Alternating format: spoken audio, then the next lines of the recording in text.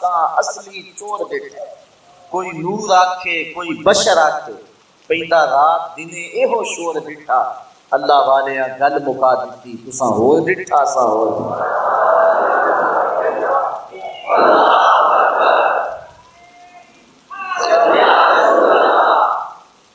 حضور خطیب الاسلام علیہ رحمہ فرمایا کرتے تھے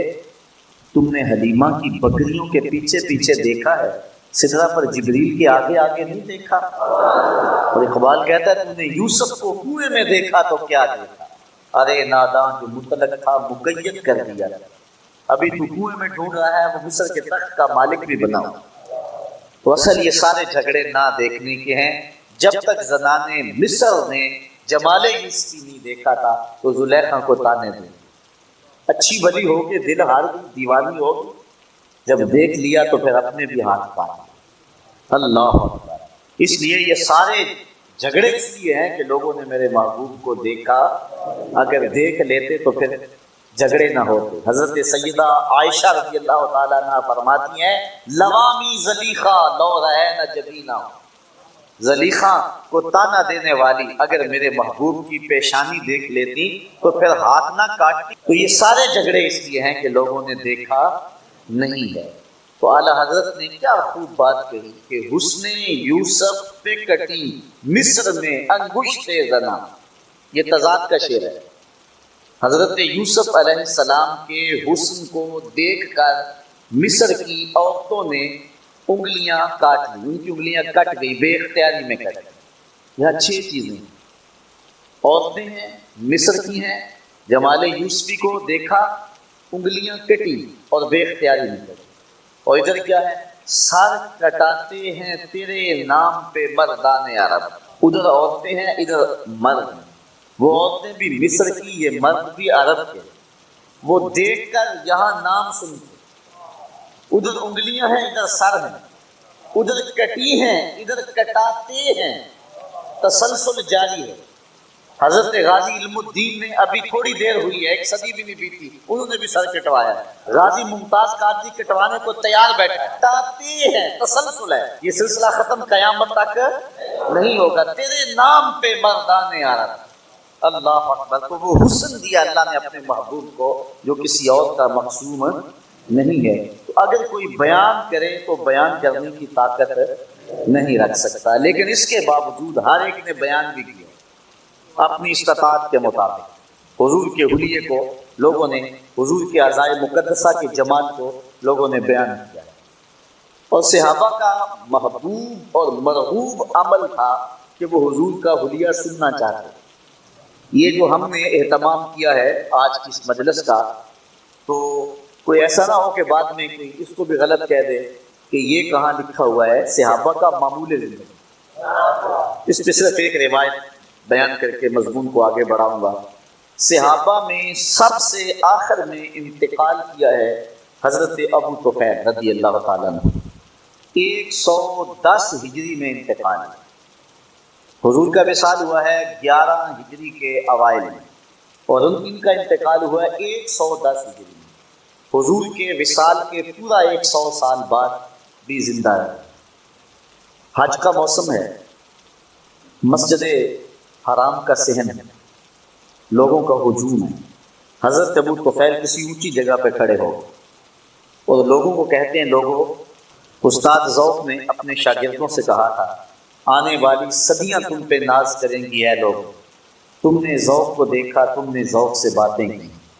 کہ زمانہ تم پہ ناز کرے کہ تم نے استاد ذوق سے ملاقات کی علامہ اقبال کہتے ہیں نسیم تشنا ہی نہیں اقبال کچھ اس پہ نازاں فخر ہم کو بھی ہے شاگردی داغ مخنہ میرے استاد تھے محمد علی حاشر صاحب مولانا ظفر علی خان صاحب کا جو ذمہ دار اخبار نکلتا تھا اس میں شاہ سرخیاں وہی لکھتے تھے ان کی عمر کا آخری حصہ تھا میں ابتدائی ایام میں تھا تلمس کا شرف ملا اور یہ عروض و قوافی یہ میں نے ان سے سیکھے بہور کا علم تو وہ کبھی بات کرتے تو بڑے اتراتے کہ میں اقبال سے ملاقات کی ہے میں نے فلاں جو ہے فلاں سے ملاقات کی ہے جس نے ذوق کو دیکھا ہو جس نے داغ دہلوی سے ملاقات کی ہے جس نے اقبال سے مجلسیں اختیار کی ہوں وہ تو ناز کرے اور کھڑے ہو کے کہتے کہ ہیں لوگوں آؤ اس وقت ہوئے زمین پہ میرے علاوہ کوئی نہیں جس نے حضور کو دیکھا۔ اچھا یہ سننے کی دیر تھی کہ لوگ بھاگ کھڑے ہوئے، یار میلاد کی تو شیرینی بانٹے تو لوگ اکٹھے ہو جاتے ہیں، جہاں حضور کی باتیں بانٹنے والا آ گیا، جہاں حضور کا ذکر بانٹنے والا آ گیا، تو پھر دور بھی تابعین کا ہے، ارد گرد جھمگٹا بن کے کھڑے ہو۔ اب مسائل حج کے پوچھے ہوں گے نا، کیونکہ حج تھا۔ یہ عید ہم سال کے بعد 2 بار پڑھتے ہیں، چھوٹی عید اور بڑی عید، اور مولانا صاحب کو ہر بار طریقہ بتانا ہی پڑتا ہے، اس لیے کہ سال کے بعد جو آتی ہے، تو جن لوگوں نے حج کیا ہے انہیں بھی اچھی طرح یہ بات یاد ہوگی کہ وہاں ہر بندہ حج کے مسائل پوچھتا نظر آتا ہے، کیونکہ اکثر لوگ پہلی بار گئے ہوتے ہیں، اور اگر کوئی دوسری بار یا تیسری بار بھی گیا ہے تو چونکہ سال کے بعد گیا ہے تو ہر بندہ حج کے مسائل پوچھتا ہوا وہاں نظر آتا ہے، اور جس کو سمجھے کہ اس کو مسائل آتے ہیں اس کے ارد گرد لوگوں کا جمگٹا ہی نظر آتا ہے۔ اب موسم حج کا ہے اور ایک ایسا شخص مل گیا جس نے حضور کو دیکھا ہے، تو پھر صحابہ کو حج کے مسائل پوچھنے چاہیے تھے نا، کہ حضور نے وقوف عرفات کیسے کیا، مزدلفہ کا قیام کیسا تھا، حضور بطن محصر کے قریب سے کیسے گزرے، آقا کریم نے رمی جمرات کیسے کیا، حضور نے طواف زیارت کیسے کیا، طواف الوداع کی کیفیت کیا تھی، حائل پوچھنے چاہیے تھے نا، لیکن کیا پوچھا؟ صف لنا رسول اللہ۔ تو حضرت ابو طفیل نے 3 لفظوں میں حضور کا حلیہ بیان کیا۔ وہ لفظ آپ یاد کرنا چاہیں آسان ہے، یاد کر بھی سکتے ہیں۔ کہتے ہیں کان رسول اللہ صلی اللہ علیہ وسلم ابیض ملیحا مکسر، ابیض ملیحا مکسر، ایک تو چٹے رنگ کے تھے۔ ام معبد کہتی ہے رأیت رجلا ظاہرا بذات، میں نے ایسا شخص دیکھا جس کا رنگ نکھرا ہوا۔ تو یہ ابیض کا لفظ نے استعمال کیا، ایک تو سفید رنگ کا، یہ ابیض کا لفظ جو ہے یہ خاص طور پہ حضور کے لیے استعمال ہوا ہے۔ یہ دادا جو ہوتا ہے نا وہ اپنے پوتے سے بڑا پیار کرتا ہے اور بیٹے سے زیادہ پیارے پوتے لگتے ہیں، تو حضور کے دادا جناب عبد المطلب رضی اللہ تعالیٰ عنہ حضور سے بڑا پیار کرتے تھے،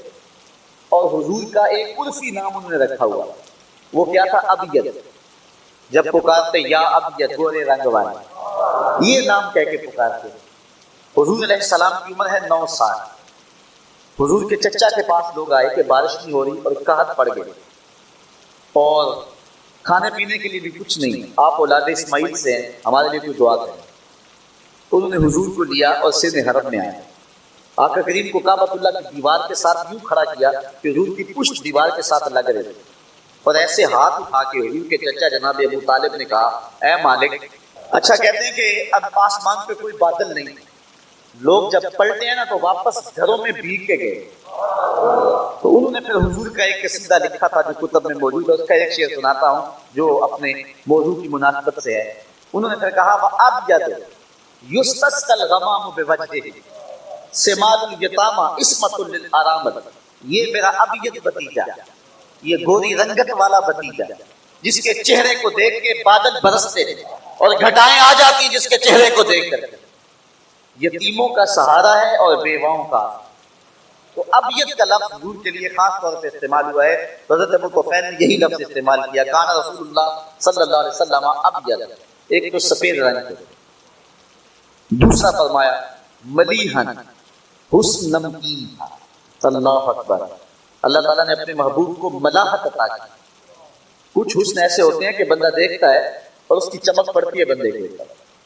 اور انسان اس کو دیکھ کر کے جو ہے وہ اپنا سب کچھ لٹا دے، اور حسن ملی وہ ہوتا ہے جب بندہ دیکھتا ہے تو دیکھتا ہی رہ جائے، اور محبوب جب چلے جائیں پھر بندہ دل پہ ہاتھ رکھ کے کھڑا ہو جائے۔ اللہ نے اپنے محبوب کو وہ حسن دیا تھا کہ جس میں ملاحت، اعلیٰ حضرت فرماتے ہیں حسن پھیکے ہیں جب تک نہ مذکور ہو، حسن پھیکے ہیں جب تک نہ مذکور ہو،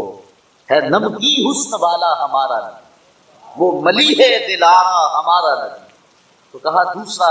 حضور کا حلیہ بیان کرتے ہیں، فرمایا دوسرا حضور کا حسن سراپا ملی تھا، نمکین حسن تھا۔ تیسری بات جو فرمائی، کہا مکسر، ہر معاملے میں توازن، مکسر متوازن تھا، اعضائے بدنیاں متوازن، سوا صدر والبطن، سینہ اور پیٹ برابر، سر نہ بڑا نہ چھوٹا، قد نہ لمبا نہ چھوٹا، لیسا بالطویل ولا بالقصیر، قد لمبا بھی نہیں ہے قد چھوٹا بھی نہیں، لیکن یہ شان اللہ نے دی ہے اذا جامع الناس غمرہ، 10,000 کا مجمع ہو، بڑے بڑے لمبے قد والے لوگ بھی موجود ہوں۔ یہاں مجھے یاد آئے حضور کے چچا حضرت عباس رضی اللہ تعالیٰ عنہ، بڑا لمبا قد تھا. کسی نے ان سے پوچھا کہ آپ بڑے ہیں یا حضور بڑے ہیں؟ آپ بڑے ہیں یا حضور بڑے ہیں؟ تو انہوں نے جواب کیا دیا، ذرا غور کیجیے. انہوں نے کہا ہوا اکبر منی وانا اسن منہ، سال زیادہ میرے گزرے ہیں، بڑے. اب آئیے ہم حضور علیہ السلام کا حلیت دیکھیں. حضرت عبداللہ بن بریدہ رضی اللہ تعالیٰ عنہ حضور کے پاؤں کا حسن بیان کرتے ہیں. کہتے ہیں کان رسول اللہ صلی اللہ علیہ وسلم احسن البشر قدما. کہتے ہیں جتنے سونے قدم میرے حضور کے تھے کسی کے نہیں، جتنے سونے قدم میرے حضور کے تھے کسی کے نہیں تھے. اور حضرت انس، حضرت ابو ہریرہ اور حضرت ہند بن ابی حالہ رضی اللہ تعالی عنہم فرماتے ہیں کان النبی صلی اللہ علیہ وسلم شسن القدمین والکفین، حضور کے ہاتھوں کی ہتھیلیاں اور قدموں کی ہتھیلیاں پر گوشت تھی. اللہ اکبر. ایک صحابیہ ہیں حضرت میمونہ بنت کردم رضی اللہ تعالی عنہ، کہتی کہ میں اپنے والد کے ساتھ حضور کی خدمت میں حاضر ہوئی. جب ہم پہنچے حضور کے پاس تو آقا کریم اپنی ناقہ پہ، اپنی اونٹنی پہ تشریف فرما تھے. تو میرے والد نے آگے بڑھ کے حضور کے پاؤں پکڑے. تو کہتی کہ میں نے حضور علیہ السلام کی